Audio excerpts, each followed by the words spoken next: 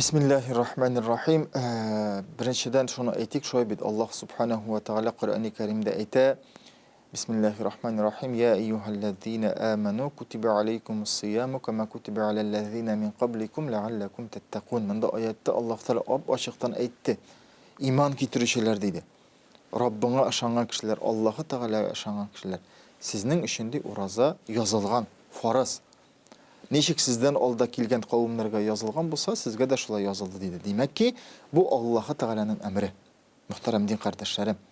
Alloh taolaning amri shu bit musulmonlar uchun, dinda bo'lgan kishilar uchun endi ol eng birinchi sharatda keladi. Shunga ko'ra da ishda bo'lganda da matur etib, hikmat bilan shu bit diningni tuturga, g'ibodatlaringni o'tirga, shu vaqtda uraza da bitul g'ibodat.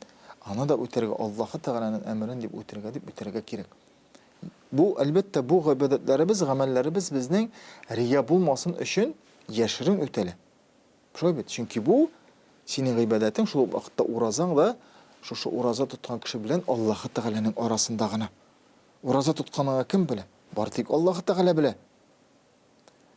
Shu vaqtda payg'ambarimiz alayhisolatu vasallam aytdi, agarda nindaydir bir tigi tortqalashga keltira turgan masala bo'lar ekan, sen aytdi. Men uraza tutam. Uraza tutam bu masalani ketasan. Shu Alloh rizoligi uchun tigi haramlashganiga kirmaysan. Bunda da shulay yo'q, tigi yashirin tutasan Alloh taolo bilan sening qarshingda.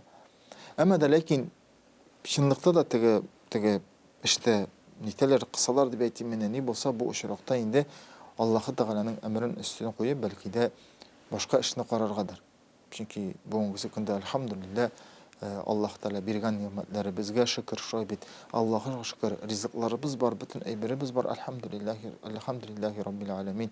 Assalomu alaykum aziz qardoshlarım.